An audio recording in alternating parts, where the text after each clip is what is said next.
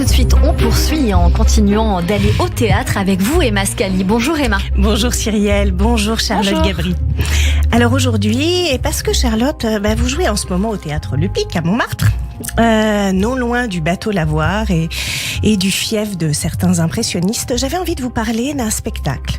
Un spectacle élégant, à l'image des protagonistes qu'il dépeint. Il s'agit de la pièce de Cliff Paillet, Un soir chez Renoir, qui se joue actuellement au Lucernaire. Alors Emma, on a envie de tout savoir, évidemment. L'action, est-ce qu'elle se passe chez Auguste Renoir? Est-ce que c'est bien ça? Ben oui, c'est tout à fait ça. Vous avez parfaitement deviné. En fait, nous sommes à la fin du 19e siècle, en 1877 plus exactement, dans l'atelier d'Auguste Renoir. Alors des toiles sont retournées contre le mur, un chevalet sert de porte-manteau, un fauteuil, une table et quelques chaises cannelées trônent au milieu de la pièce. L'ambiance est bohème. Dans la pénombre, un homme au regard ombrageux entre et se met à crier « Renoir, Renoir !» Il s'agit de deux gars. D'emblée, le peintre se montre sous un jour volontaire et véhément, et c'est alors que le jeune et charmant Auguste Renoir fait son apparition. Il est hirsute, il a l'air de sortir de son lit de manière un peu nonchalante. Et dès l'ouverture, en fait, on comprend que les deux hommes, qui sont pourtant amis et collègues, sont en décalage. Il y a comme un hiatus entre eux, une rythmique différente. Alors la pièce, qui est écrite et mise en scène par petites touches, puisqu'on parle d'impressionniste, par Cliff Paillet, nous donne à voir tout un monde, celui d'un groupe d'amis qui est mu par la création, par l'art, et sur qui souffle un vent de liberté.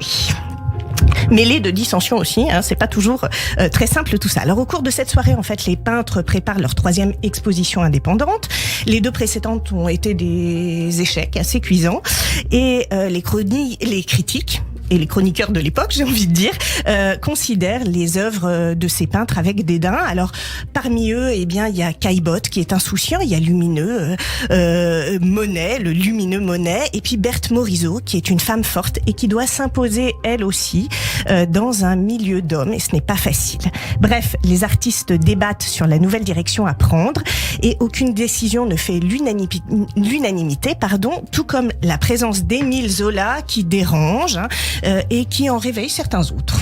Et donc, si je comprends bien, Emma, c'est toute l'intelligentsia de la fin du 19e siècle qui est un peu mise en scène, là. Alors, peut-être pas toute, mais enfin une bonne partie, et c'est basé sur des faits historiques, et puis on est entre sourire, coup de poing, et le spectacle se permet d'aborder des questions qui habitent en fait la création artistique en cette fin du 19e siècle, des questions qui sont à mon avis toujours d'ailleurs d'actualité. Qu'est-ce que le style? Faut-il, oui ou non, être politique quand on est un artiste? Une œuvre d'art doit-elle forcément dire quelque chose? Si oui, quoi? Au fond, quel est le sens de l'art? Quel est le sens de l'existence? Et à travers le combat des impressionnistes, l'auteur interroge tout un monde, notamment la naissance de celui qui nous configure encore aujourd'hui, à savoir le capitalisme. Et en ce sens, la pièce ne se veut pas tant historique, ce qui serait pas très intéressant, qu'universelle, dans une proposition qui est à la fois exigeante et populaire, parce qu'on s'amuse. Donc on se divertit en même temps. Absolument. En fait, on pourrait dire que Cliff Paillet reprend un peu la devise de Molière, castigat ridendo mores, il faut instruire les mœurs en divertissant et en riant. Eh bien, la proposition, elle est à la fois instructive et amusante. On a une leçon d'histoire et d'esthétique qui nous convie à découvrir les dessous des tableaux en nous plongeant dans une époque où s'imposer en tant qu'artiste était loin d'être simple. Je ne sais pas si, à votre avis, Charlotte, est-ce que c'est plus facile aujourd'hui de s'imposer en tant qu'artiste? J'ai l'impression d'être à l'école. Est-ce que vous avez bien suivi ce que j'ai dit? Alors, votre avis sur la question? La question peut sortir du contexte, elle va très bien. Et surtout, elle sort du contexte parce que ça se veut vraiment hyper actuel, en fait, la pièce. D'accord. Est-ce que c'est plus facile aujourd'hui de s'imposer qu'avant? Je sais pas, parce que j'ai pas vécu avant. Et Oui, vous avez raison. C'est une très bonne Je ne réponse. pas de dire franchement, je trouve que Maupassant, c'est pas assez. Non, je me permettrai pas. Donc, je sais, non, je suis pas sûre que ce soit plus facile. Mais je suis pas sûre pense non pas, plus. non. Oui, Non. c'est pas Non, évident. non. La question va rester en suspens. Merci beaucoup, Emma Scali.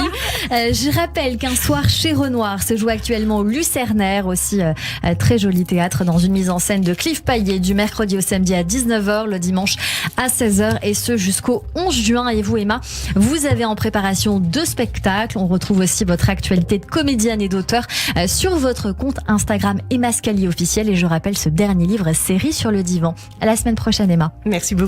Tout de suite, la chronique émotion de Nicolas Rafal. L'émotion de Nicolas Bonjour Nicolas. Bonjour Cyrielle, bonjour Charlotte Gavry. Bonjour. Dans cette chronique qui passe en revue vos goûts culture, vous avez des très bons goûts. Hein.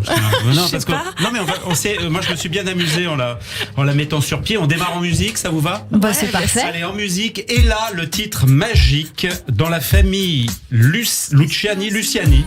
Ouais. Je demande la grande sœur de Clara. Je savais pas. Of course. Ah. Chanteuse elle aussi. Ella. Alors ça s'écrit E-H-L-A. C'est Ouais. un surnom, un